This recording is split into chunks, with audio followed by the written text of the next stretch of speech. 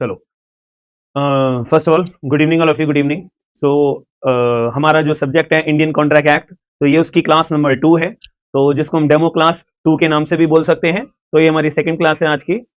तो last class में हमने जो पढ़ा था, आप में से सभी लोग वो रिवाइज करके आए हो?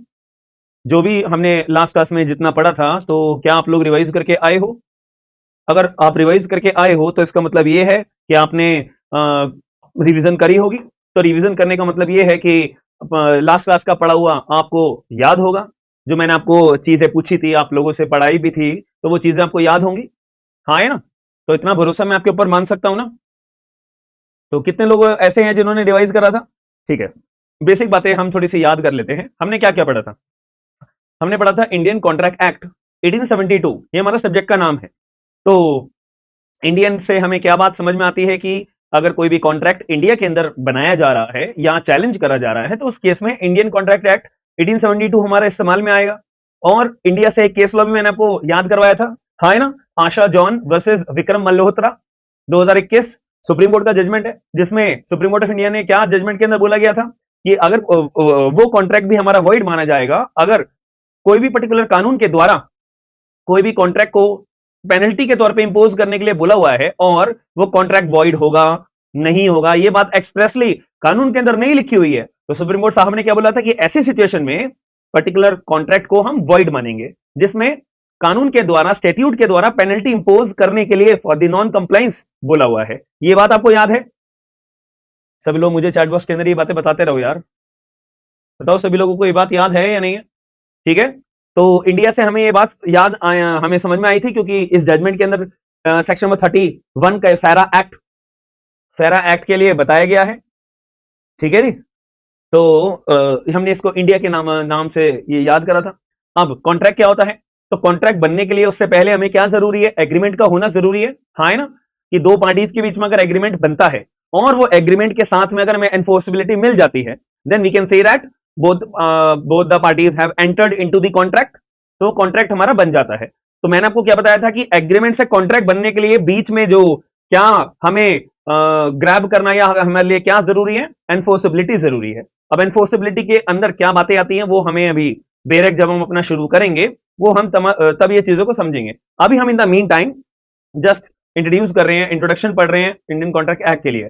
तो मैंने आपको सिंपल शब्द में क्या बताया था? एनफोर्सेबिलिटी अगर आपके पास है तो इसका मतलब क्या है कि आपके पास कोर्ट जाने का रास्ता है। एनफोर्सेबिलिटी अगर आपके पास है तो लीगली तौर पे आप कोर्ट में सूट फाइल कर सकते हो। पार्टी के अगेंस्ट जो ब्रीच करती है, जो पार्टी ब्रीच कमिट करती है, फ्रॉड कमिट करती है, ऐसा केस में भी देन आपके पास क्या अधिकार है? कोर्ट जाने का अधिकार है, कोर्ट जाने का रास्ता है। That's it. हमने ये अच्छे से पढ़ा था, ठीक है। और क्या बातें हमने पढ़ी थी? ये जो एक्ट है ये 1872 का हमने बनाया हुआ है, यानी कि हमारे देश में ये प्री लेजिस्लेशन लॉ है जो कि अभी तक देश में लागू है।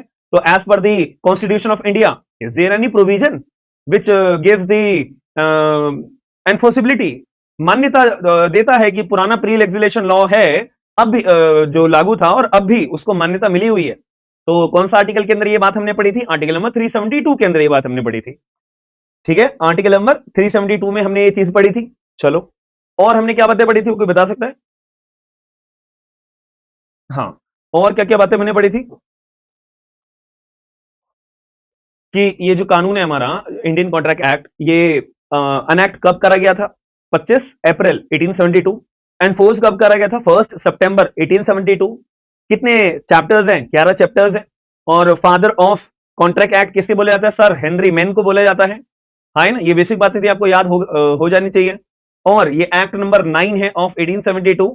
और इसके साथ का एक और कानून था, इंडियन एविडेंस एक्ट, जो ये दोनों कानून 1872 के अंदर ही लागू हुए थे, बनके तैयार हुए थे। और इनको ब्यूटीफुली इतना अच्छे तरीके से ड्राफ्ट करा गया है कि आज तक ये नौबत आ चुकी है कि अभी तक इनको अमेंड करने की इतनी ज्यादा जरूरत नहीं पड़ी है। थोड़ी बहुत अमेंडमेंट्स हुई है, but as compare to the other कानून, अदर एक्ट्स, इतनी ज्यादा रिक्वायरमेंट नहीं आई है।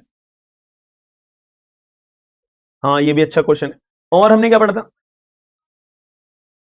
और हमने क्या पढ़ा था कि सिविल रेमेडीज क्या क्या अवेलेबल हो सकती हैं। फॉर एग्जांपल, मेरा ए ने और बी के ए एंड बी ने आपस में अपने आप में कॉन्ट्रैक्ट करा है, देन दोनों में से किसी भी पार्टी ने ब्रीच अपना कमिट करा है, तो अब ऐसे केस में जो पार्टी परेशान है, दुखी है, तो ये जो परेशान है, दुखी है, इसको हम कानूनी भाषा में उस पार्टी को किस नाम से पुकारते हैं?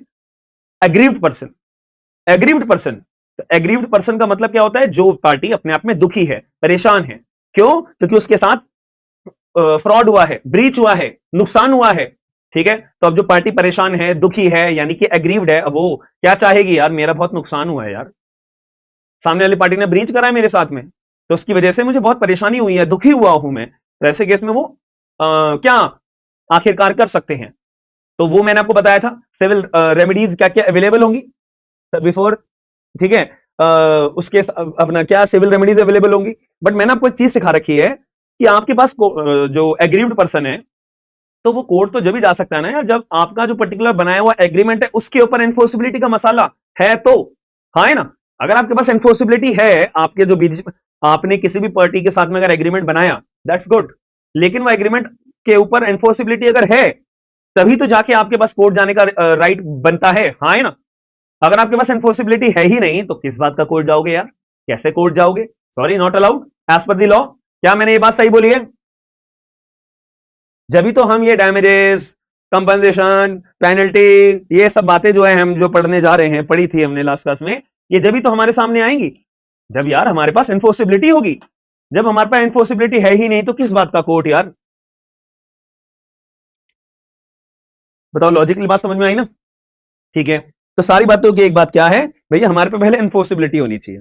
चलो मान लेते हैं एनफोर्सिबिलिटी भी है यार मेरे पास में, तो अगर मेरे पे एनफोर्सिबिलिटी है तो मैं अपना सीयू कर सकता हूं।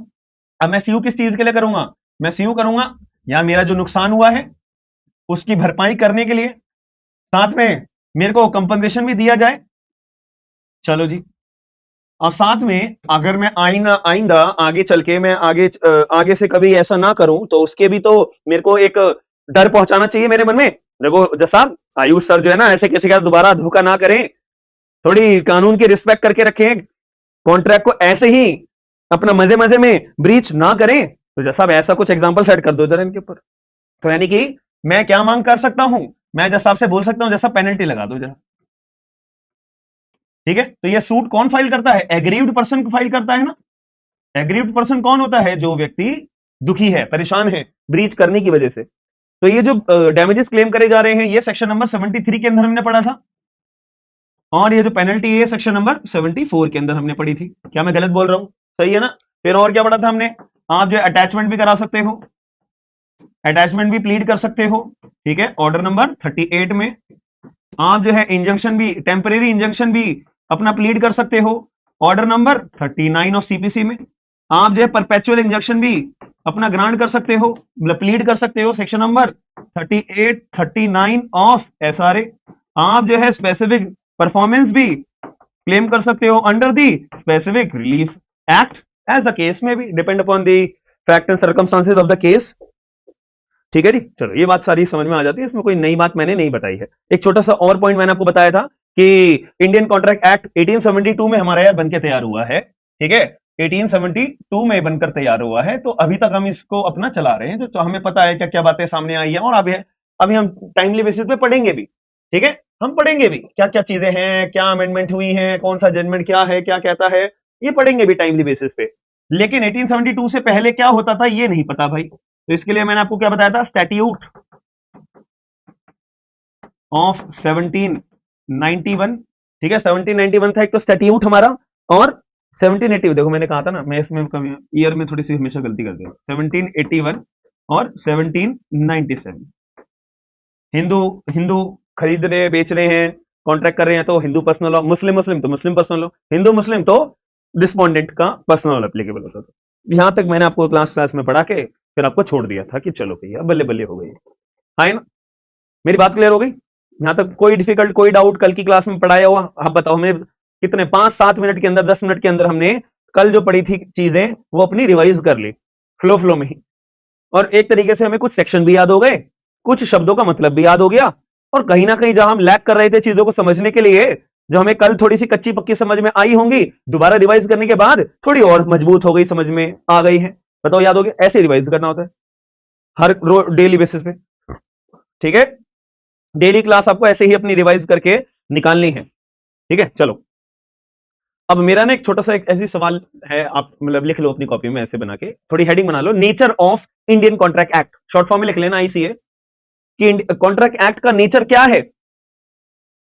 ये भी तो हमने लास्ट क्लास में पढ़ा था ना, बट थोड़ा सा लिख लो, इंडियन कॉन्ट्रैक्ट एक्ट का नेचर क्या है, मतलब किस नेचर का बना हुआ है। भाई सीधी सी बात है यार, सब्सटैंटिव लॉ है। कॉन्ट्रैक्ट एक्ट हमारा क्या है, सब्सटैंटिव लॉ है, हाँ है ना।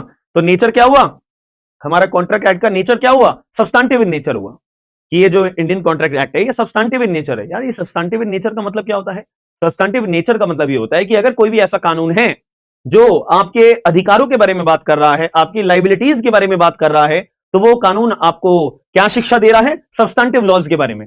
या तुम्हारे ना ये अधिकार है, अरे अरे तुम्हें ये नहीं पता, तुम्हारी ये लाइबिलिटीज है, तुम्हारे साथ अगर ऐसा होता है ना, तो ये फला फला कानून के तहत तुम ऐसा ऐसा कर सकते हो, सामने वाले व्यक्ति से इतना पैसा क्लेम कर सकते हो, जेल भेज सकते हो, इतने सालों के लिए जेल भेज सकते हो, ये है वो है। तो इसको हम क्या बोलते हैं कि ये कानून हमारा कैसा है, ये कानून हमारा सब्सटैंटिव इन नेचर है, जो आपकी राइट्स लाइबिलिटीज के बारे में बात करता है।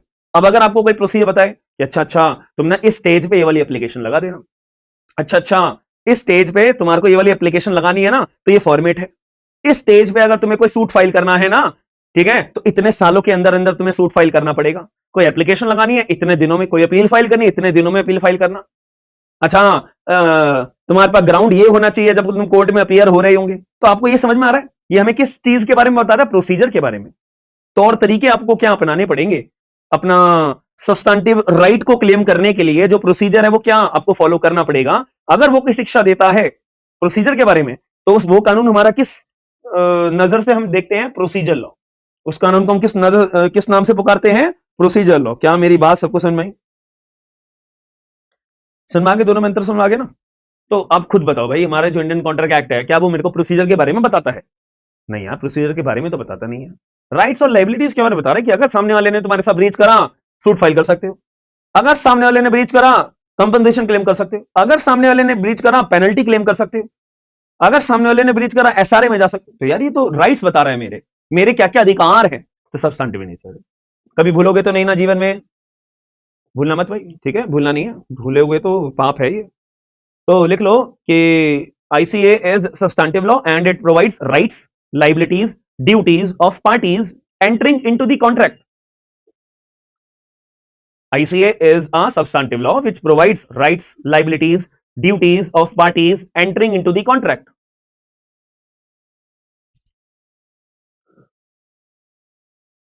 Such as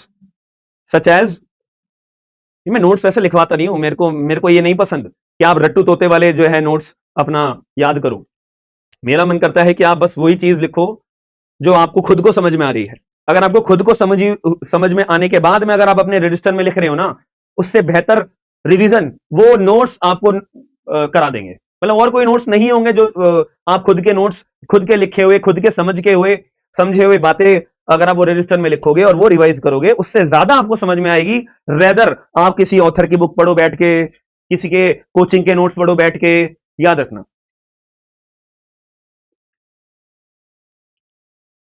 वो तो जिसमें एक ये लाइन आपको फॉर्मेलिटी के लिए लिखवा रहा हूं, कहीं आप ये ना सोचो कि यार सर को ना आता नहीं है कुछ, सर को ना कुछ आता जाता नहीं है, तो सर इसलिए हमारे को ना लिखवा नहीं रहा है कुछ। ठीक है, लिखवाने को तो भाई मैं लिखवा सकता हूँ, I am capable enough to make you write each and every point with awesome vocabulary.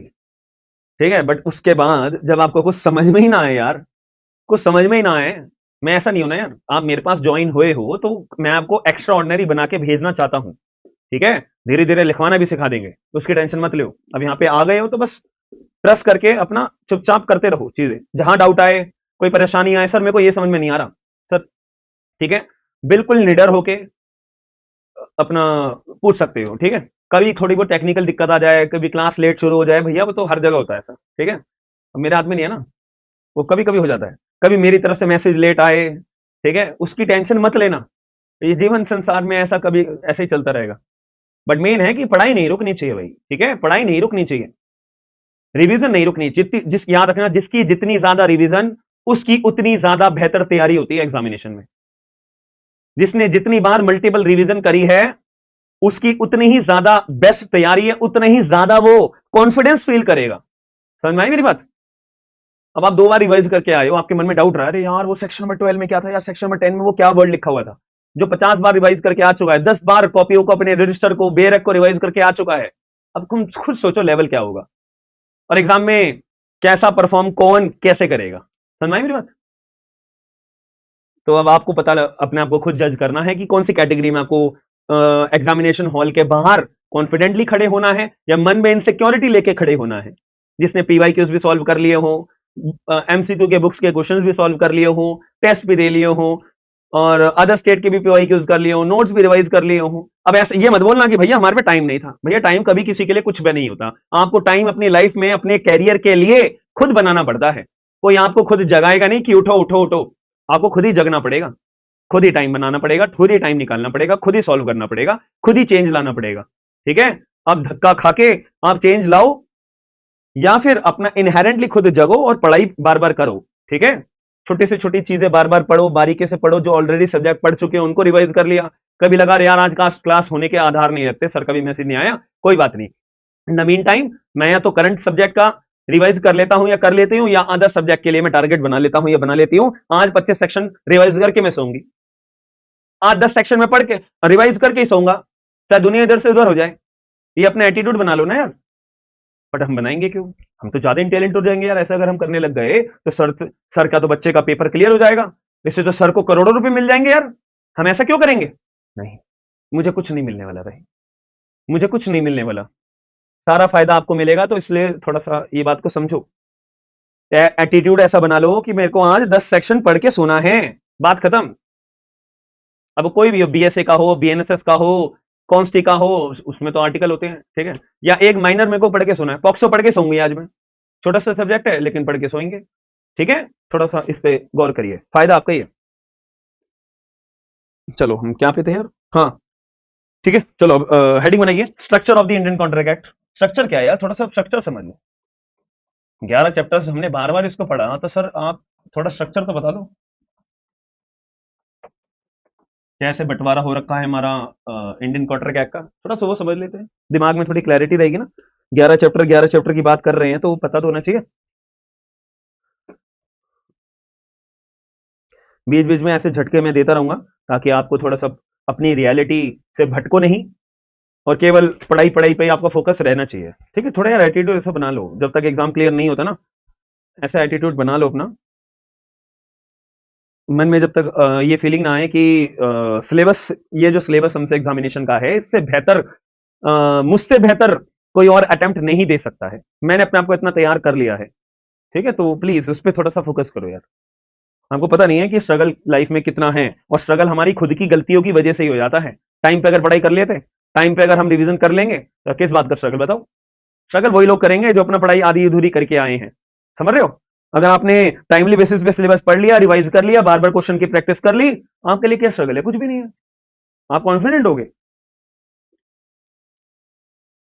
अब नए लॉज हैं, जब मैंने नए लॉज का बैच स्टार्ट करा था, मैंने उस टाइम पे बच्चों को यही बोला था कि भाई ये आपके लिए फायदा है। बीएसए बीएनएसएस अभी कर लोगे ना खत्म, अगर अभी पढ़ लोगे पूरा सब्जेक्ट, बैच ज्वाइन करके अपना चुपचाप रिवीजन कर लोगे, पार हो जाओगे। बीएनएस ज्यादा टेंशन मतलब, इसके ऊपर काम चल रहा है। ठीक है? बट आपने इतने भरी भरी सब्जेक्ट कर डाले पूरे, अब रिवीजन के ऊपर है। बार बार रिवाइज करते रहो, तुमसे बेहतर सब्जेक्ट नहीं होगा, पेपर में तुमसे बेहतर आंसर कोई लिख के नहीं आएगा। ठीक है? हाँ जी, हमें तो वो मैं चेक कर देता हूँ, अब नहीं होगी। ठीक है? चलो, structure of the Indian contract. तो 11 चैप्टर है जैसे, तो 11 बातें हम समझेंगे। तो पहला वाला चैप्टर हमारे को क्या किस बारे में बताता है? पहला वाला जो चैप्टर है हमें किस बारे में बताता है कि हमें कॉन्ट्रैक्ट फॉर्म कैसे करना है। तो पहला वाला चैप्टर हमारे क्या बताता है? Formation of contract. Formation of contract जो हमारा सेक्शन नंबर 3 से 9 से तक गवर्न होता है। सेक्शन नंबर 3 से 9 तक हमारा गवर्न होता है फॉर्मेशन ऑफ कॉन्ट्रैक्ट। कॉन्ट्रैक्ट बनाने के लिए क्या क्या चीजों की हमें जरूरत पड़ती है? कॉन्ट्रैक्ट बनाने के लिए क्या क्या चीजों की जरूरत पड़े? अच्छा एक बार बताओ, बचपन से तो पढ़ते आ रहे होंगे, जब से एलएलबी ज्वाइन करी है, कॉन्ट्रैक्ट कहीं ना कहीं तो पढ़ा होगा। बेसिक बात, कॉन्ट्रैक्ट बनाने के लिए मुझे क्या चीज की जरूरत है, किन किन स्टेजेस से मुझे गुजरना पड़ता है, क्या क्या चीजों से मुझे गुजरना पड़ता है? क्या मैं बोल सकता हूं? एक मुझे ऑफर चाहिए होता है, उसके साथ में एक एक्सेप्टेंस चाहिए होता है, जब ऑफर और एक्सेप्टेंस मिल जाते हैं तो क्या बनाते हैं जी, प्रॉमिस बनाते हैं। अब प्रॉमिस के साथ में अगर मुझे कंसिडरेशन मिल जाए, अगर प्रॉमिस के साथ में मुझे कंसिडरेशन मिल जाए तो उसको हम एग्रीमेंट बोलते हैं। अभी आगे चल के मैं बहुत डिटेल में पढ़ाऊंगा, अभी ये मत समझना सर आपके जो ये बात बताइए मेरे को आधी समझ में आई है, बिल्कुल आई होगी, तो टेंशन मत लो। ठीक है, ये जस्ट ओवरव्यू दिया जा रहा है। पहले मुझे ऑफर चाहिए, क्या कोई आप में से ये पेन खरीदे? अमित, क्या ये पेन खरीदोगे आप मुझसे? मैं आपको ऑफर दे रहा हूं। अमित ने एक्सेप्ट कर लिया, हाँ सर आपका ये पेन 100 रुपए में जो आप बेचना चाह रहे हो मैं ये खरीदना चाहता हूं। तो अमित, मैंने ऑफर करा, अमित ने उसको एक्सेप्ट कर लिया, अमित और मेरे बीच में क्या बन गया, प्रॉमिस बन गया। और मैंने पैसे कितने बोले, 100 रुपए, अमित ने भी बोले 100 रुपए, हाँ सर 100 रुपए का ही खरीदूंगा, हाँ मैं 100 रुपए में बेचूंगा, कंसिडरेशन। तो जो अमित और मेरे बीच में प्रॉमिस के बाद में कंसिडरेशन के ऊपर बात हुई है, तो अमित और मेरे बीच में क्या बन गया, एग्रीमेंट। अमित और मेरे बीच में क्या बन गया, एग्रीमेंट। ठीक है, एग्रीमेंट बन गया है। अब ये एग्रीमेंट हमारा कॉन्ट्रैक्ट बनाने के लिए और भी मैंने, और क्या चीज, लास्ट चीज हमें क्या चाहिए होती है बताओ, आप लोग मुझे टाइप करके बताओगे। आप लोग मुझे एक चीज बताओगे कि एग्रीमेंट बनने के बाद मुझे कॉन्ट्रैक्ट तक लेके जाना है तो मुझे और क्या चीज रिक्वायर्ड होगी, मुझे और क्या चीज रिक्वायर्ड होगी? भाई कोई तो चीज रिक्वायर्ड होती होगी यार, इतना तो मैंने पढ़ा दिया होगा तुम लोगों को। I am competent enough, yes, enforceability. ठीक है, चलो अभी मैं एनफोर्सिबिलिटी की तरफ नहीं लेके जा रहा। एक बात बताओ, जब ये प्रॉमिस अपने आप में बना, मैं बस आपको बस इंट्रोड्यूस कर रहा हूं, पढ़ा नहीं रहा अभी है। ठीक है, थोड़ा आपको फैमिलियर होना पड़ेगा। ठीक है, फैमिलियर मैं आपको करा रहा हूं कि जब आप पूरा कॉन्ट्रैक्ट के बेरक को उठा के देखोगे तो आपको डर ना लगे, यार इस वर्ड का क्या मतलब है यार, ये पहली बार मैंने सुना है, ऐसी फीलिंग ना आए आपको। ठीक है, प्रॉमिस, जैसे अमित और मेरे बीच में प्रॉमिस हो गया है, क्या मैं बीच में अपने प्रॉमिस को रिवोक कर सकता हूं? क्या प्रॉमिस को रिवोक कर सकता हूं? रिवोक का मतलब है कि मैं वापसी जा सकता हूं कि नहीं नहीं अमित मुझे तुम्हारे साथ कोई प्रॉमिस नहीं करना है, रिवोक कर सकता हूं। अब वो कर सकता हूं, नहीं कर सकता हूं, कब कर सकता हूं, कब नहीं कर सकता, that is totally different thing. But I am just asking, can we say that there is a concept of revocation also? in that stage there may be a concept can be arise as a concept of revocation। क्या revocation का concept भी हमारा सामने आ सकता है? आ सकता है। तो यहां पे एक बात हम लिख सकते हैं, revocation भी एक concept होगा कहीं ना कहीं, 3 से 9 के बीच में कहीं ना कहीं तो होगा। जब प्रॉमिस बना है तो प्रॉमिस को बीच में पलटने वाले के लिए, अगर कोई पार्टी बीच में पलट जाती है या पलटना चाहती है या दोनों एग्री करके पलट जाते हैं तो रेवोकेशन नाम का भी तो कंसेप्ट होना चाहिए। ठीक है, चलो जी, ये बात भी हमें समझ में आ गई है। तो ये कंसिडरेशन एग्रीमेंट अभी मैं नहीं लिखना चाह रहा था, बट मैंने फिर भी आप लोगों के लिए लिख दिया। अगर आप ये कंसिडरेशन एग्रीमेंट ये रब भी करना चाहते हो तो कर सकते हो। कि अब जब प्रॉमिस बन गया है तो प्रॉमिस को रिवोक करने के लिए भी हम कहीं ना कहीं कंसेप्ट तो होगा, 3 से 9 के बीच में होगा, कहीं ना कहीं होगा, हमें नहीं पता कहां है, बट अभी होगा।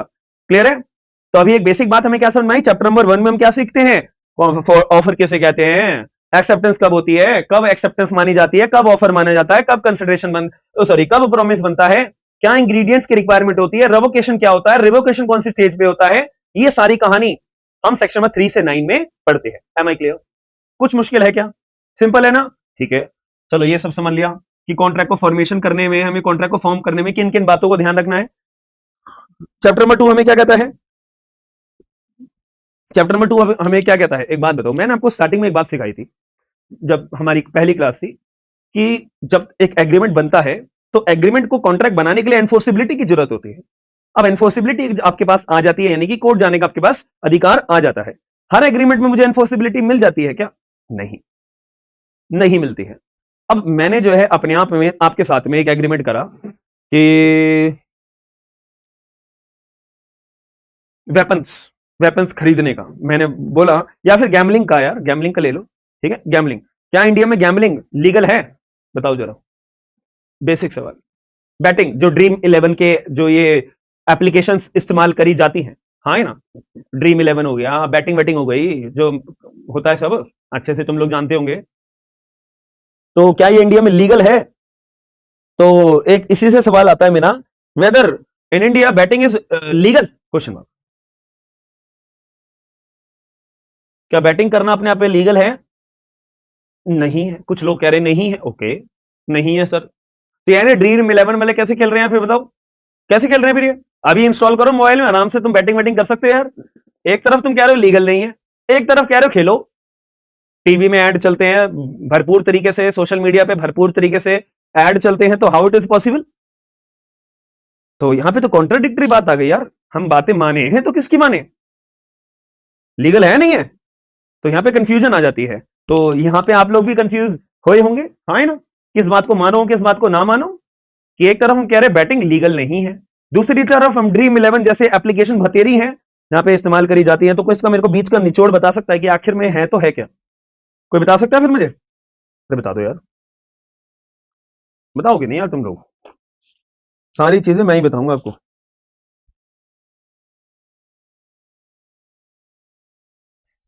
अरे बता दो।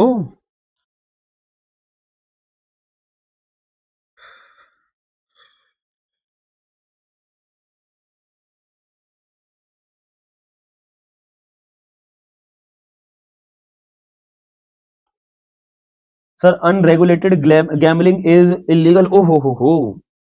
Sir I think they are giving tax for that, ओहो। अमित कह रहे सर टैक्स दे दो, यानी कि अमित का मान, अगर अमित के लॉजिक से चले, अमित कह रहा है भाई जितनी मर्जी गैम्बलिंग करनी है करो, टैक्स दे दोगे ना तो बच जाओगे, यही कहना चाह रहे हो? और लिप से कह रहे हैं सर अनलिक्विडेटेड, अनरेगुलेटेड गैम्बलिंग, फिर इतना भारी वर्ड है यार ये, अनरेगुलेटेड गैम्बलिंग, ये क्या होती है?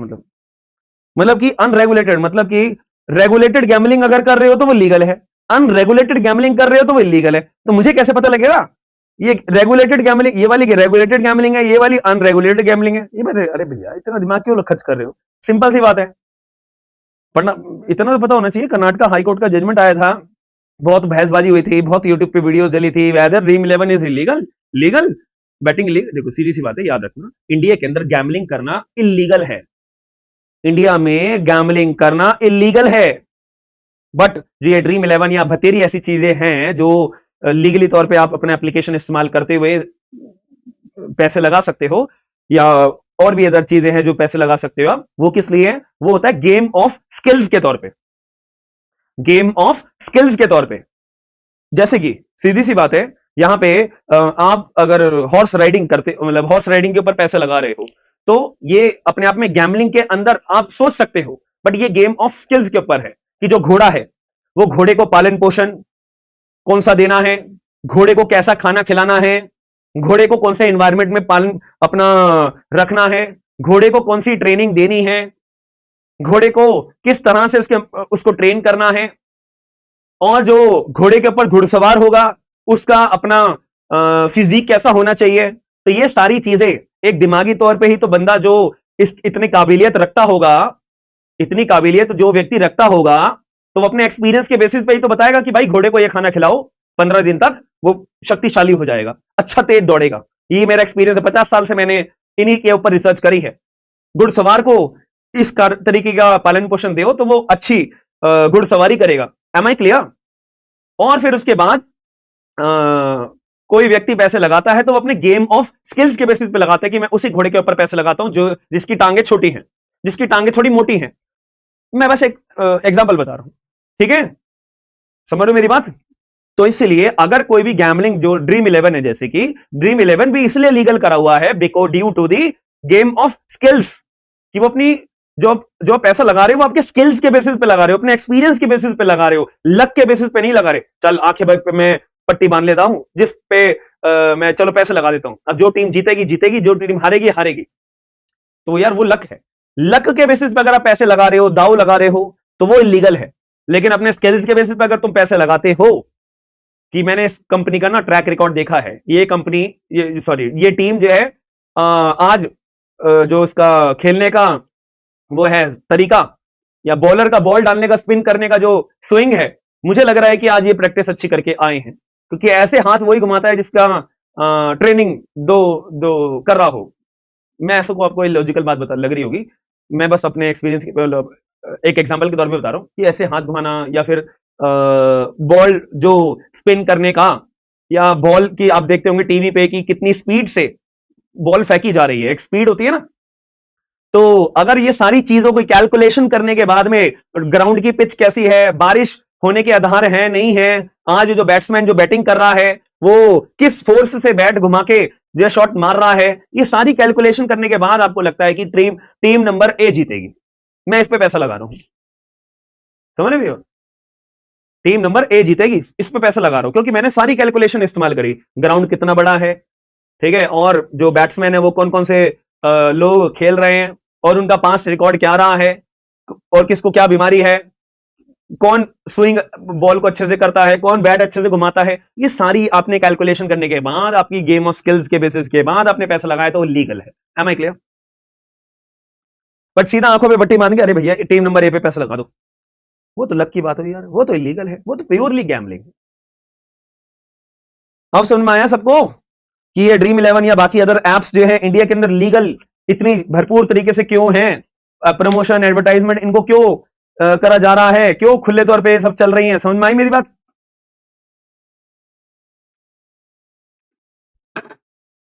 ठीक है, सभी लोग बताओ भाई। तो किस किस पहले से पता था आपको ये बात? नहीं पता तो अच्छी बात लगी ना, समझ में आई? चलो हम आगे चलते हैं। तो ये सर आप क्यों बता रहे हो यार? इससे हमारा इंडियन कॉन्ट्रैक्ट एक्ट से क्या मतलब है? ये पूरा पूरा मतलब है, पूरा पूरा मतलब है, इससे हमारा पूरा पूरा मतलब है। क्या मतलब है? देखो सीधी सी बात है सर, आज कॉन्ट्रैक्ट की डेमो क्लास होगी। अच्छा अमित का मैसेज आया होता यार, मैं समझ सकता हूँ कि आता है, थोड़ा सा प्रॉब्लम होती है। लिप्सा का भी मैसेज आया होता सर थोड़ा, हाँ हाँ लिप्सा।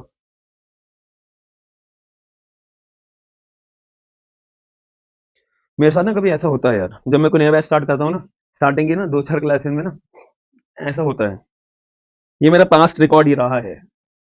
कभी स्मूथली मेरी स्टार्टिंग की क्लासेस रन होती नहीं है, कभी मैं क्लास स्टार्ट कर रहा हूँ एकदम लाइट चली जाएगी, ठीक है, या कभी मैं क्लास स्टार्ट कर रहा हूँ जी कैमरे में कोई दिक्कत आ जाएगी, कोई वायर ढीला हो जाएगा, माइक में कोई दिक्कत हो जाएगी। तो मेरे I am use to it, ये मेरे साथ कभी होता है, हर बार ही होता है, ठीक है, तो ये मेरे लिए कोई नई बात नहीं है, और जो पुराने बच्चे हैं वो भी ये बात जानते होंगे, ठीक है, वो भी ये बात जानते होंगे, ठीक है जी। चलो हाँ, जो क्लास नंबर 1 थी ना हमारी यूट्यूब पे अपलोड हो गई है, ठीक है, चेक कर लेना। चलो सेकंड पॉइंट हमारा कौन सा होता है? Void agreements and voidable contracts, and voidable contracts. अब यहाँ पे void agreements and voidable contracts है, जो हमारे वॉइड एग्रीमेंट्स है एंड वॉइडेबल कॉन्ट्रैक्ट्स है। एक जगह मैंने एग्रीमेंट लिखा है, एक जगह मैंने कॉन्ट्रैक्ट लिखा है, इसका रीजन कोई मुझे बता सकता है? देखो वॉइड कॉन्ट्रैक्ट का मतलब क्या लिखा मैंने, कि एक ऐसा कॉन्ट्रैक्ट है जो स्टार्टिंग से ही वॉइड है, जो स्टार्टिंग से ही वॉइड है, जिसको एनफोर्सिबिलिटी कभी जीवन में मिल ही नहीं सकती है। जैसे कि ड्रग्स का आदान प्रदान करना, खरीदना बेचना, गैमलिंग अगर आप कर रहे हो, ठीक है, वो गैमलिंग कर रहे हो तो वो अपने आप में इलीगल है, गैमलिंग करना इलीगल है, ठीक है जी। तो अगर आपने ऐसा कोई एग्रीमेंट करा हुआ है ड्रग्स को खरीदने बेचने का, वेपन्स को खरीदने बेचने का, गैमलिंग को अपना करने के लिए, देन जैसे कि फॉर एग्जांपल मैंने आपको 1 लाख रुपए दिए, और बदले में आपने मुझे प्रॉमिस करा कि मैं आपको 2 AK-47 दूंगा, ठीक है, 2 AK-47 दूंगा। मैंने कहा भाई दे दोगे ना? हाँ हाँ, अरे भैया एक पक्का दे दूंगा। मैंने कहा ये लो पैसे, 1 लाख रुपए, मेरे पैसे लेके आप भाग गए। तो सवाल ये उठता है, क्या मैं कोर्ट जा सकता हूं? क्या आपके और मेरे बीच में एग्रीमेंट है? भाई बिल्कुल एग्रीमेंट तो है ही यार, एग्रीमेंट तो है ही, बट मेरा सवाल ये है, क्या मैं कोर्ट जा सकता हूं कि जैसा मैंने सामने वाले व्यक्ति को 1 लाख रुपए दिए थे कि बदले में वो मुझे AK-47 देगा, जैसा अब इसने मुझे AK-47 नहीं दी, जैसा मैं नहीं जानता, मेरे को मेरे पैसे दिलाओ। तो क्या मेरा सूट कोर्ट में एंटरटेन किया जाएगा? क्या सिविल कोर्ट मेरे सूट को एंटरटेन करेगी? अब उससे पहले का हमारे को एक जवाब पता होना चाहिए कि कोर्ट में जाने के लिए हमारे पास एग्रीमेंट के साथ में और क्या होना चाहिए? एनफोर्सिबिलिटी होनी चाहिए। तो क्या मेरे एग्रीमेंट के अंदर एनफोर्सिबिलिटी है? नहीं है। क्यों नहीं है? क्योंकि इलीगल एग्रीमेंट है, ये इलीगल एग्रीमेंट है। तो इलीगल एग्रीमेंट मतलब जो स्टार्टिंग से ही कानून की नजर में वॉइड है, जो स्टार्टिंग से ही कानून की नजर में नॉन या अनएनफोर्सिबल है। तो ऐसे एग्रीमेंट को हम कॉन्ट्रैक्ट के अंदर बना सकते हैं क्या? कभी भी बना सकते हैं क्या? कोई जुगाड़ करके हम बना सकते हैं क्या? नहीं बना सकते। तो जब ये अपने आप में ऐसे एग्रीमेंट जो कभी कॉन्ट्रैक्ट बन ही नहीं सकते हैं, तो उनको हम क्या बोलते हैं? Void agreement. उन्हें हम क्या बोलते हैं? Void agreement. ये ऐसे एग्रीमेंट है जो कभी जीवन में कॉन्ट्रैक्ट बन ही नहीं सकते, इनको कभी एनफोर्सिबिलिटी मिल ही नहीं सकती। ड्रग्स को खरीद, मैंने आपको 1 लाख रुपए दिए, मेरे को 1 लाख के ड्रग्स दे देना भाई। अब एक बात बताओ, ड्रग्स का एग्रीमेंट आप अगर कर रहे हो तो इसको आपको लगता है कि कभी एनफोर्सिबिलिटी मिल पाएगी? नहीं।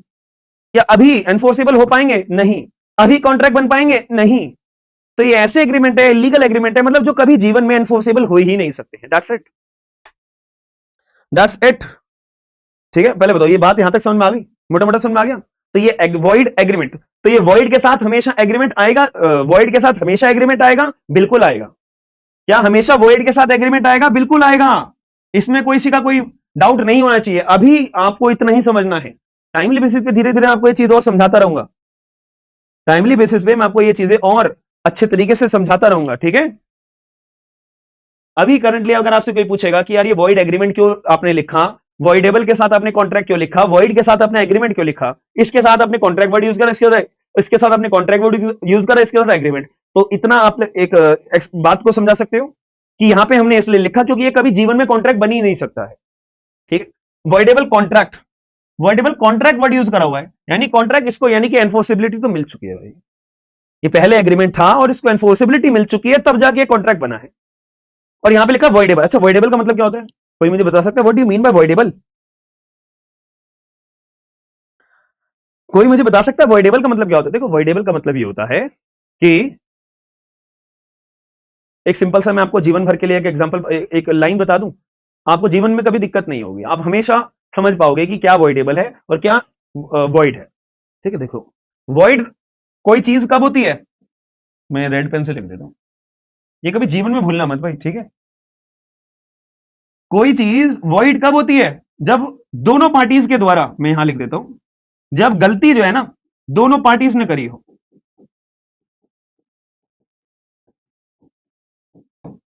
जब गलती जो है दोनों पार्टीज ने करी होती है, तो उस केस में जो एग्रीमेंट होता है वो वॉइड होता है। सर, जो वॉइड हो सकता है with consideration of any of the party, any of the party लिप्सक, आपने ये लाइन थोड़ी सी नहीं लिखी है, ठीक है।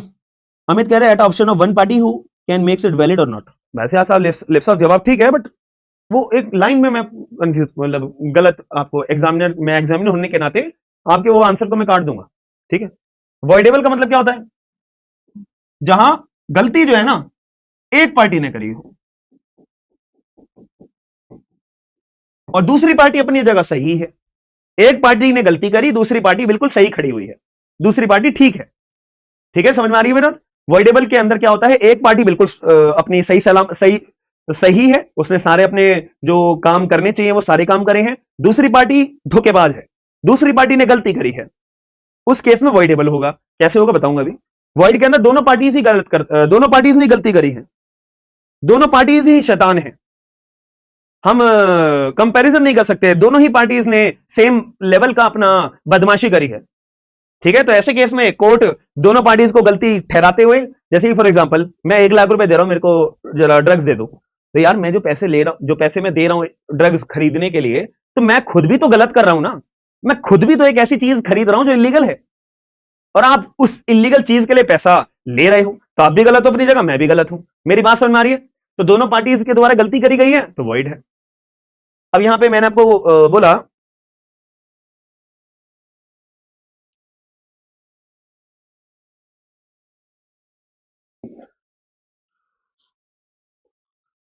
समझ में आई मेरी बात या नहीं?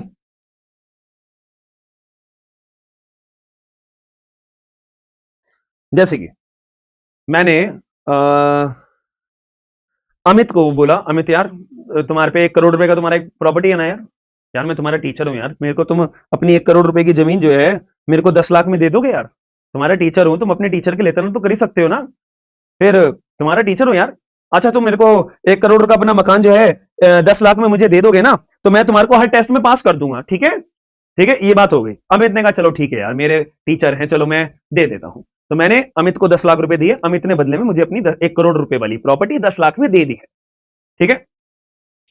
समझ में आई मेरी बात या नहीं? अब ऐसे केस में अमित ने अपने घर पे बताया कि मम्मी ऐसी ऐसी बात है, 10 लाख में मैंने अपनी प्रॉपर्टी 1 करोड़ रुपए वाली अपने सर को बेच दी है। तो अमित की मम्मी ने अमित को बहुत डांटा, भैया तेरे साथ में सर ने अनड्यू इन्फ्लुएंस करा है, अनड्यू इन्फ्लुएंस करा है। तो अमित, तुम अपनी जगह बिल्कुल ठीक थे जो तुम अपनी प्रॉपर्टी बेच रहे थे, लेकिन तुम्हारे को अनड्यू इन्फ्लुएंस करके, यानी कि वश में करके, अपनी पावर्स का गलत इस्तेमाल करके आयुष सर ने तुमसे जो प्रॉपर्टी 1 करोड़ रुपए वाली थी वो सस्ते में कर ली। तो यहां भी नहीं कि, एक बात बताओ, अमित ने बेचारे ने कोई गलती करी? वो तो मासूम था। अमित ने कोई बेचारे ने गलती करी? वो तो मासूम था यार, हाँ है ना। गलती सिर्फ किसने करी है? मैंने करी है। गलती सिर्फ किसने करी है? मैंने करी है। तो यहां पे गलती किसने करी है? एक पार्टी ने। जो सामने वाली दूसरी पार्टी है, जो अमित है, बेचारा मासूम है यार। तो अब अमित के पास क्या है? दो रास्ते हैं। या तो अमित बोलेगा अरे कोई बात नहीं, मेरे पे पैसा बहुत है, मेरे पे बहुत सारी प्रॉपर्टीज है, एक प्रॉपर्टी आयुष सर को मैंने 1 करोड़ रुपए वाली 10 लाख में दे भी दी, तो मेरे को कुछ प्रॉब्लम नहीं है, कोई बात नहीं, अपने ही टीचर हैं, कोई बात नहीं। तो फिर वो जो कॉन्ट्रैक्ट माना जाएगा, जो मेरा और अमित के बीच में कॉन्ट्रैक्ट करा गया है प्रॉपर्टी का, वो वैलिड है। ठीक है, अमित को भी कोई दिक्कत नहीं है, मुझे तो वैसे ही कोई दिक्कत नहीं है, मैं तो वैसे ही खुश था। ठीक है, मेरी बात सबको समझ में आ रही है या नहीं, पहले बताओ चैट बॉक्स के अंदर। तो वो अपने आप में कॉन्ट्रैक्ट क्या माना जाएगा? वैलिड माना जाएगा। ठीक है, वो कॉन्ट्रैक्ट, ये कॉन्ट्रैक्ट वर्ड है, क्योंकि आपस में प्रॉपर्टीज को खरीदना बेचना क्या एग्रीमेंट को एनफोर्सिबल कराने के लिए कंपिटेंट है? बिल्कुल है। क्या प्रॉपर्टीज को खरीदना बेचने के लिए एनफोर्सिबल हम बना सकते हैं? बना सकते हैं। क्या ये कॉन्ट्रैक्ट बन सकता है? बन सकता है। ठीक है, ये अपने आप में बन सकता है, कोई मनाई वाली बात नहीं है, कोई मनाई वाली बात नहीं है, कोई गलत बात नहीं है। ठीक है, या सभी लोग एक बार चैट बॉक्स में मुझे आंसर देते रहा करो, ताकि मेरे को भी ना एक्नॉलेजमेंट मिलता रहे कि हाँ मेरी बात आप तक पहुंच रही है टाइमली बेसिस पे। ठीक है, आप लोग एक बार बताते रहा करो। ठीक है, अब यही अमित की मम्मी ने अमित को बहुत डांटा, अमित क्या तुम 1 करोड़ की प्रॉपर्टी 10 लाख में बेच आए हो? नहीं, ऐसा नहीं चलेगा, आयुष सर को बोलो वापसी करें। तो वैसे केस में क्या अमित कोर्ट में जाके कॉन्ट्रैक्ट हुआ है उसको वॉइड डिक्लेयर कराने के लिए कोर्ट में केस फाइल कर सकता है? कोर्ट में केस फाइल कर सकता है? कर सकता है, कर सकता है ना भाई, कर सकता है। तो यानी कि मैं बोल सकता हूं, जो पार्टी अपने आप में सही है, जो पार्टी अपने आप में सही है, जिसने कोई गलती नहीं करी है, उस पार्टी के पास ऑप्शन होगा कि कॉन्ट्रैक्ट को वैलिड करा जाए या कॉन्ट्रैक्ट को वॉइड करा जाए। मेरी बात से क्लियर हो गई? तो लिप्सा, अब मेरी बात आपको समझ में आई है कि मैंने आपको क्यों टोका था? कि आपने जो लाइन लिखी थी वो आपने बोला था एनी पार्टी, एनी पार्टी मतलब मैं तो चाहूंगा भैया वैलिड ही रहे। तो मेरे चाहने ना चाहने से कुछ नहीं होगा, अमित के चाहने ना चाहने से सब कुछ होगा। कि अमित जो चाहेंगे वैलिड करना या वॉइड करना, वो अमित के बेसिस पे होगा। तो जो पार्टी एग्रीव्ड होती है, परेशान होती है, वो पार्टी के पास अधिकार होता है वैलिड अपना डिक्लेयर करा जाए या वॉइड डिक्लेयर करा जाए, मतलब वॉइड कराया जाए। ठीक है जी, क्लियर है? बता दो सब लोग, चलो आगे चलें। तो दोनों पार्टी, तो अब मान लेते हैं कि कोई एग्रीमेंट है। अब कोर्ट, अगर आप ये कोर्ट में भी लेके जाओगे तो कोर्ट तो बोलेगा भैया दोनों पार्टी से तुम तो धोखेबाज हो, एक ने एक दूसरे को धोखा दिया, दूसरे ने सामने वाले को धोखा दिया। अब तुम दोनों में से कौन सुधरा हुआ है? भाई कोई सुधरा हुआ नहीं है। तुम्हारा एग्रीमेंट जो है वो एंटरटेन कोर्ट में सुना, कोर्ट में एंटरटेन करने के लिए लाइबल ही नहीं है। दोनों भाड़ में जाओ। ठीक है, अब यहां पे वॉइडेबल में एक पार्टी बेचारी गलत करा है, एक पार्टी ने गलत करा है, दूसरी पार्टी अपना सही है, दूसरी पार्टी ने कोई गलती नहीं करी है। तो कोर्ट मासूम है कि जो पार्टी सही है, चलो भाई सही वाली पार्टी, अब आप बताओ क्या करना चाहते हो? वैलिड डिक्लेयर करना चाहते हो कॉन्ट्रैक्ट को, या मैं वॉइड डिक्लेयर कर दूं? तो वो पार्टी जो सही वाली पार्टी है वो डिसाइड करती है, यानी हमारे केस में अमित डिसाइड करेंगे। ठीक है जी, क्लियर हुई मेरी बात? चलो, अब ये वॉइड और वॉइडेबल एग्रीमेंट का भी हमारा चैप्टर नंबर 2 आ जाता है, जो हमारा सेक्शन नंबर 10 से 30 तक गवर्न होता है, जो हमारा सेक्शन नंबर 10 से 30 तक गवर्न होता है। ठीक है, जो हमारा 10 सेक्शन नंबर 10 से 30 तक गवर्न होता है। ठीक है, मैं आपको थोड़ा ना सेक्शन भी बता देता हूं, ऐसी सुन लो ना। वॉइड एग्रीमेंट में क्या क्या चीजें आती हैं? जैसे सेक्शन नंबर 23 में बोला हुआ है कि भाई देखो, आप जब एग्रीमेंट बना रहे हो ना, तो लॉफुल ऑब्जेक्ट का होना चाहिए। यानी कि क्या ये पेन कोई खरीदेगा? आप में से कोई बच्चे ने बोला, लिप्सा ने बोला हाँ सर मैं खरीदूंगी। ठीक है, तो क्या पेन खरीदना बेचना लीगल है? भाई लीगल है, लॉफुल ऑब्जेक्ट है, लॉफुल ऑब्जेक्ट है। मैं 500 रुपए का बेचूंगा, तो जो पैसे का खरीदना बेचने के पेन को मैं 500 रुपए में बेच रहा हूं, सामने वाला 500 रुपए में खरीद रहा है, लॉफुल कंसिडरेशन है, बिल्कुल है। तो सेक्शन 23 कहता है कि लॉफुल ऑब्जेक्ट लॉफुल कंसिडरेशन होना चाहिए, वरना कॉन्ट्रैक्ट वॉइड होगा, वरना आपका एग्रीमेंट वॉइड होगा। ठीक है, वरना आपका एग्रीमेंट वॉइड होगा। अब मुझे बताओ, आप में से कोई कंफ्यूज तो नहीं होगा ना कि void agreement and voidable contract के अंदर क्या अंतर है? समझ में आ गई मेरी बात? वॉइड एग्रीमेंट का मतलब जो कभी एनफोर्सेबल हो ही नहीं सकता, जो कॉन्ट्रैक्ट कभी बन ही नहीं सकता, इसलिए वो वॉइड एग्रीमेंट है। वॉइडेबल कॉन्ट्रैक्ट के अंदर क्या मतलब है कि ये जो अपने आप में ऐसा एग्रीमेंट, ये ऐसा कॉन्ट्रैक्ट है जो पहले अपना जब बना रहे थे तो बना सकते थे, मतलब प्रॉपर्टी को खरीदना बेचना कर सकते हो। अब अगर कोई दबाव डाल के बंदूक की नोक पे, या आपको प्रेशराइज करके डोमिनेटिंग पोजीशन का इस्तेमाल करके, ठीक है, अब ये आपके ऊपर है, वैलिड रहने देना है या कोर्ट में जाके वॉइड डिक्लेयर कराना है। तो भी बीच में हो आप। ठीक है, चलो, एक सेक्शन में 20 5 भी बताता है कि भाई विदाउट कंसिडरेशन अगर आपने कोई एग्रीमेंट बनाया है तो वो वॉइड होगा। सेक्शन 25 भी बात करता है। सेक्शन नंबर 26 बात करता है कि अगर आपकी शादी ए नाम के व्यक्ति से होगी, मैंने इसका एग्रीमेंट कर दिया, दूसरे की शादी करने का एग्रीमेंट मैं डिसाइड करूंगा, मतलब ये क्या ऐसा एग्रीमेंट आपको लगता है कि ये अपने आप में एनफोर्सेबल होगा? कि मतलब आपकी शादी किससे हो गई ये मैंने डिसाइड कर लिया किसी और के साथ एग्रीमेंट करके।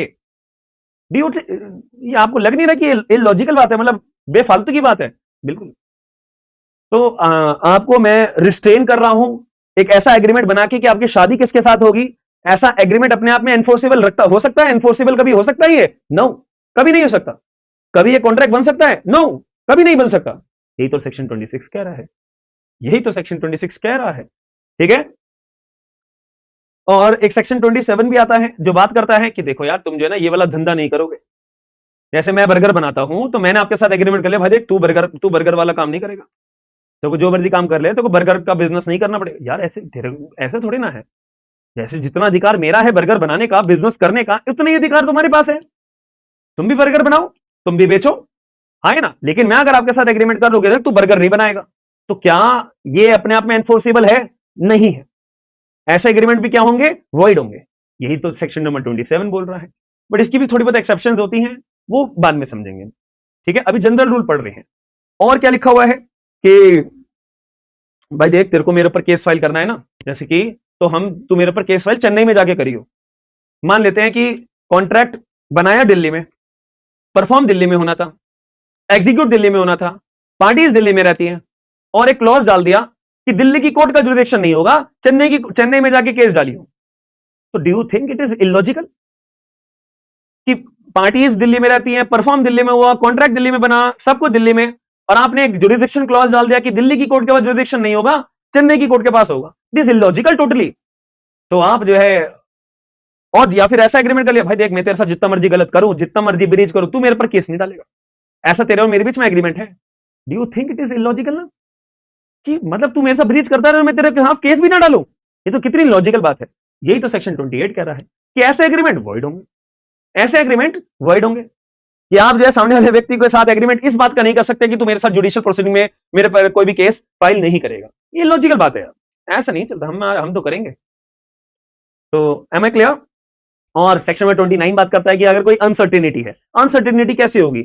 मैं दुकान वाले के पास गया, भैया तेल दे दो, 1 लीटर मुझे तेल दे दो। अब वो दुकानदार तो भाई अलग अलग तरह का तेल लेके बैठता है, उसके पास गोले का तेल भी है, मस्टर्ड ऑयल भी है, कोकोनट ऑयल भी है, और कौन कौन से ऑयल आते हैं यार? देखो सामान तो मैं लेने जाता हूं घर का, बट मुझे इतना याद नहीं है अभी, ठीक है। मतलब 50 तरीके के ऑयल हैं। तो मैंने जब कुछ वो स्पेसिफिक नहीं करा कि मुझे कौन सा ऑयल चाहिए, मुझे कौन सा ऑयल चाहिए, तो अभी तक मेरा और दुकान वाले के बीच में जो एग्रीमेंट बनाने के हम जो बना रहे हैं वो अनसर्टेन होगा। दुकान वाले भी कंफ्यूज होगा कि भाई आपको तेल चाहिए तो कौन सा चाहिए। एक तेल मेरे पे 10 रुपए लीटर वाला है, एक तेल में 10,000 रुपए लीटर वाला भी है, तो तुम्हें कौन सा चाहिए यार? उसको तो क्लैरिफाई करो ना। तो जहां पे क्लैरिटी नहीं होती, अनसर्टिनिटी होती है, तो वो एग्रीमेंट भी अपने कौन से होते हैं? वॉइड होते हैं। यही तो सेक्शन 29 कह रहा है। तो जब मैंने बताया ना 10 से 30 में, सेक्शन 30 बात क्या करता है? वेजर के लिए। वेजर मतलब बैटिंग के लिए, ठीक है। कि अगर बैटिंग वाला एग्रीमेंट है कि भाई तुम मेरे को 10,000 रुपए दे दो, मैं तुम्हारे 1 करोड़ रुपए बना दूंगा ये पैसे, तो ऑब्वियस सी बात है यार, ये इम्पॉसिबल है। तो ऐसे एग्रीमेंट अपने आप में एज पर सेक्शन 13 वॉइड होते हैं, वॉइड होते हैं। ठीक है, क्लियर हो गई बात? आगे चलें? क्या हम आगे चलें? इस पे इंपॉर्टेंट मार्क कर लेना, ठीक है। मैं आपको बताता रहूंगा, चलो मैं बाद में बताऊंगा इंपॉर्टेंट किस पे मार्क करना। अब थर्ड हमारा जाता है, थर्ड हमारा क्या आ जाता है? कंटीजेंट कॉन्ट्रैक्ट एंड एग्रीमेंट, ठीक है। Contingent contract and agreement. Contingent,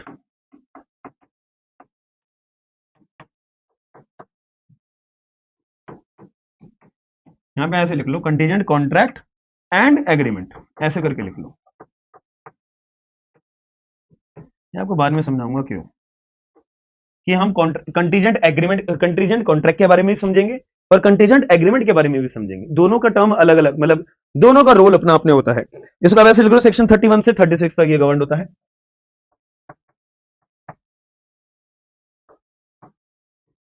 ये सेक्शन 31 से 36 के अंदर अपना गवर्न होता है, लिख लो। भाई कंटीजेंट का मतलब सीधी सी बात है कि अगर आज बारिश हुई तो तेरे और मेरे बीच में एग्रीमेंट जो हुआ है, हम एग्रीमेंट कर, मतलब मैं तेरी मकान खरीद लूंगा। अगर आज बारिश हुई तो तेरा मकान मैं खरीद लूंगा 10 करोड़ 10 लाख रुपए में।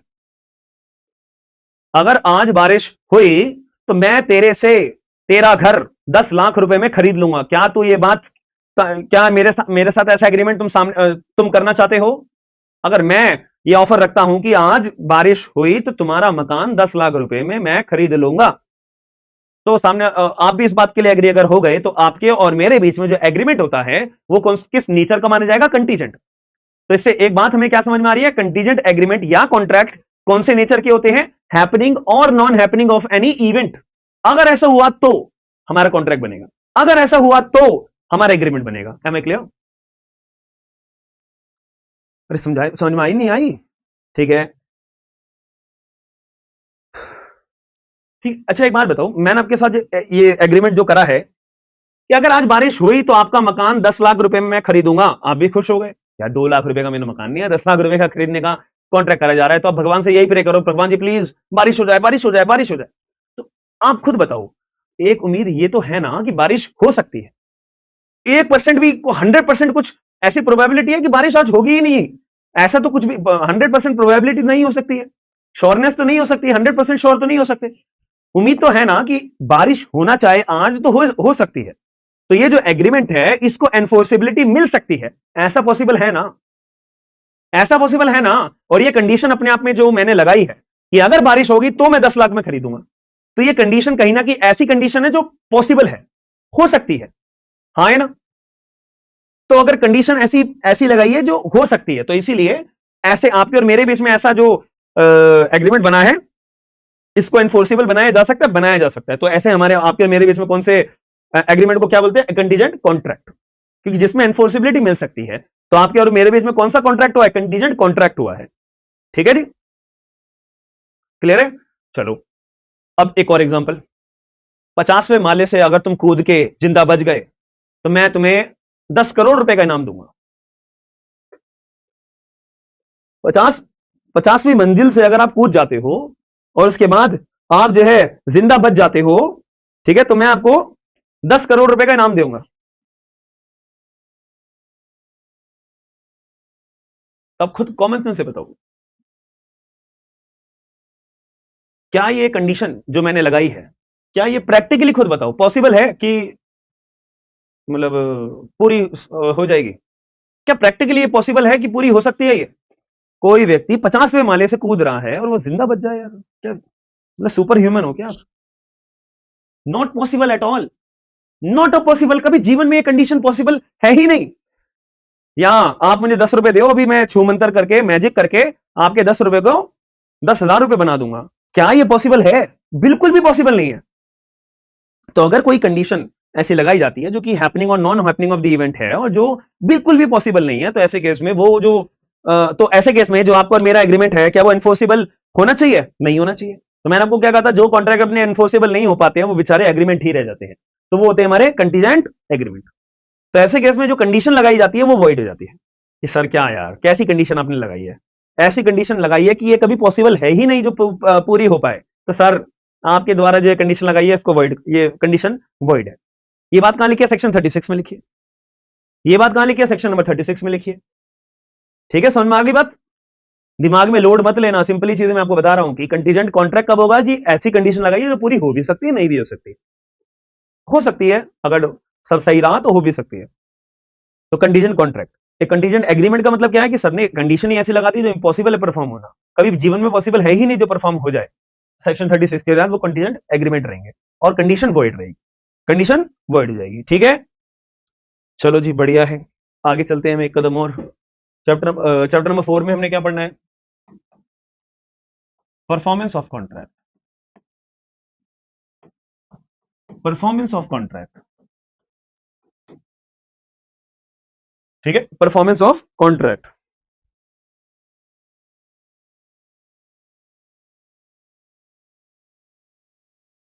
Performance of contract. अब परफॉर्मेंस ऑफ कॉन्ट्रैक्ट में सबसे पहला सवाल यही आएगा भैया, हु में परफॉर्म?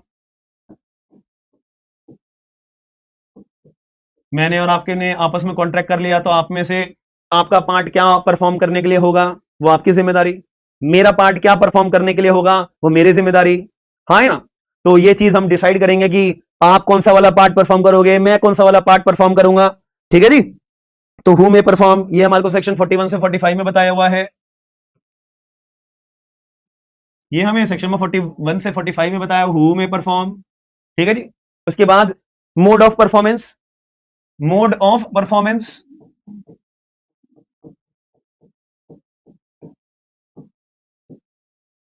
ये हमें सेक्शन में 46 से 50 के, सॉरी हाँ 46 से 52,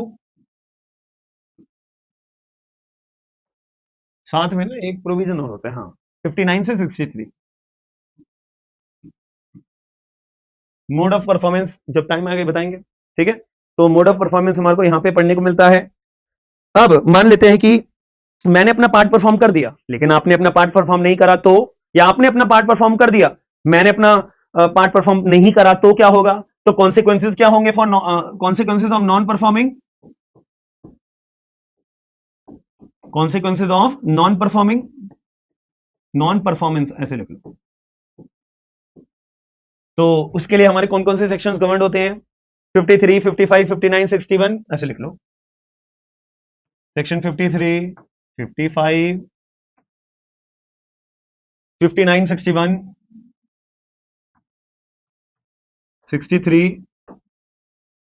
64, 65, 64, 65, ठीक है जी। समझ में आ गई मेरी बात। इसमें से एक छोटा सा कंसेप्ट और आता है कि मान लेते हैं कि अभी हमारा, जैसे मैंने आपके साथ एग्रीमेंट बना लिया है, और ऐसा एग्रीमेंट है जो इन्फोर्सिबल भी है, कॉन्ट्रैक्ट है हमारे आपके और मेरे बीच में, ठीक है। बट अभी परफॉर्मेंस से पहले ही ब्रीच हो जाए, परफॉर्मेंस आपको अपनी पार्ट परफॉर्म करना था, मुझे अपना पार्ट परफॉर्म करना था, लेकिन परफॉर्मेंस करने से पहले ही ब्रीच हो जाए, तो उसको हम क्या बोलते हैं, anticipatory breach of contract, anticipatory breach of contract. इसके लिए आप ऐसे नोट बना के लिख लो, एक नया कंसेप्ट भी है ना, नया कंसेप्ट बोल लो, या फिर एग्जामिनेशन में क्वेश्चन पूछे जाते हैं कभी कभी, तो ये आपको पता होना चाहिए। इन्हीं में से एक कंसेप्ट निकल के आया है कि ब्रीच बिफोर परफॉर्मेंस, ब्रीच, एक चीज और है यार, ठीक है चलो कोई बात नहीं, आगे बताऊंगा। ब्रीच बिफोर परफॉर्मेंस, जिसको हम नाम देते हैं एंटीसिपेटरी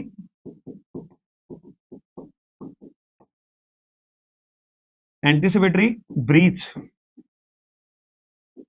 ऑफ कॉन्ट्रैक्ट, ठीक है जी। क्लियर है, आपने शायद कभी ये सवाल देखा भी होगा एग्जामिनेशन में, anticipatory breach of contract, simple सवाल है। यहां तक क्लैरिटी आ गई। चलो अब फिफ्थ को भी एक बार समझ लेते हैं, अब सब छोटी छोटी चीजें हैं। चैप्टर नंबर 5 में हमने क्या पढ़ना है, क्वासी कॉन्ट्रैक्ट कौन कौन से होते हैं हमारे, ठीक है। जो आधे कॉन्ट्रैक्ट होते हैं और आधे कॉन्ट्रैक्ट नहीं होते हैं, ठीक है, जो कॉन्ट्रैक्ट की तरह होते हैं, ठीक है। अब एक्चुअल में इसके रिगार्डिंग क्या हमारे को समझने की बातें हैं, वो हम जब टाइम आएगा उसके बारे में चीजों को समझेंगे। सेक्शन 68 से हमारा 72 यहां पे गवर्न होता है। चैप्टर नंबर 6 पे आ जाओ, इसमें आप ऐसे लिख लेना, लाइक एज कॉन्ट्रैक्ट, कॉन्ट्रैक्ट की तरह होते हैं, ठीक है। Chapter number 6 breach of the contract, ये आपको मैं बता चुका हूं, ब्रीच ऑफ द कॉन्ट्रैक्ट, इसमें हमने सेक्शन नंबर, बताओ ये तो याद हो जाना चाहिए, सेक्शन 73, 74 हमने पढ़ा था, ठीक है। सेक्शन नंबर 73 एंड 74, ठीक है, एंड 75 भी आ जाता है, बट 75 को अलग सेंस में पढ़ते हैं। फिर एक ना चैप्टर नंबर 7th था, सेल्स ऑफ गुड्स एक्ट का, ठीक है। चैप्टर नंबर 7 हुआ करता था सेल्स ऑफ गुड्स एक्ट, जो हमारा सेक्शन नंबर 76 से 123 तक गवर्न होता था, लेकिन इस प्रोविजन को रिपील्ड करके 1930 के अंदर एक अपना नया कानून बना दिया गया, सेल्स ऑफ गुड्स एक्ट 1930, ठीक है जी। समझ मेरी बात या नहीं, तो एक नया कानून अपना बना दिया गया था। तो इंडियन कॉन्ट्रैक्ट एक्ट में से चैप्टर नंबर 7 को रिपील्ड करके, खत्म करके एक नया कानून बना दिया गया, सेल्स ऑफ गुड्स एक्ट 1930 के अंदर। तो आपसे सवाल पूछा जाएगा, सेल्स ऑफ गुड्स एक्ट कौन से चैप्टर में था, इंडियन कॉन्ट्रैक्ट एक्ट के अंदर चैप्टर नंबर 7, कौन से सेक्शन से कौन से सेक्शन, 76 से 123, कब रिपील्ड हुआ? 1930 के अंदर। कब सेल्स ऑफ गुड्स एक्ट बनाया गया? 1930 के अंदर। That's it. क्लियर है? याद रहेगा। आगे चले, ठीक है। फिर आ जाता है हमारा chapter number 8, indemnity and guarantee.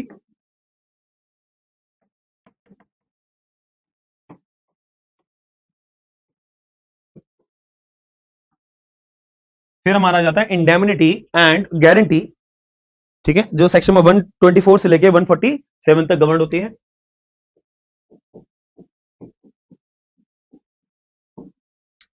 ठीक है, हालांकि ये कॉन्ट्रैक्ट एक्ट पार्ट 2 के अंदर गवर्न होती है चीजें, ठीक है।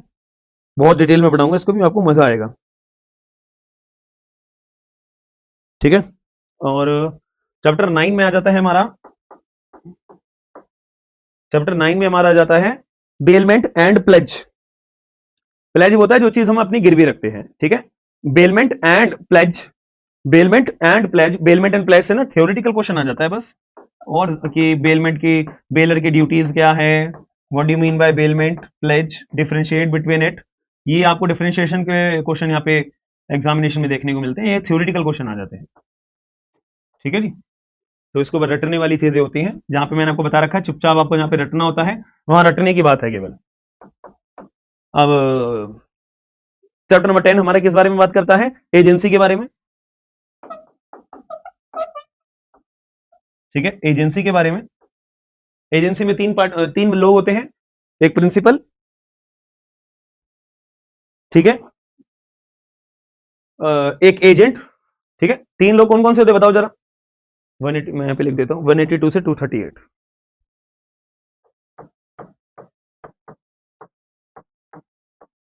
ठीक है। फिर एक आखिरी हमारा फिर एक हमारा आखिरी चैप्टर नंबर 11 बचता है, चैप्टर नंबर 11 जो पहले हमारा पार्टनरशिप से गवर्न होता था, हमारा 239 से लेके, जो पहले हमारा 239 से लेके हमारा 266 तक गवर्न होता था। अब ये चैप्टर नंबर 11 को रिपील्ड करके इंडियन पार्टनरशिप एक्ट 1932 बना दिया गया था, 1932 बना दिया गया था। क्लियर है?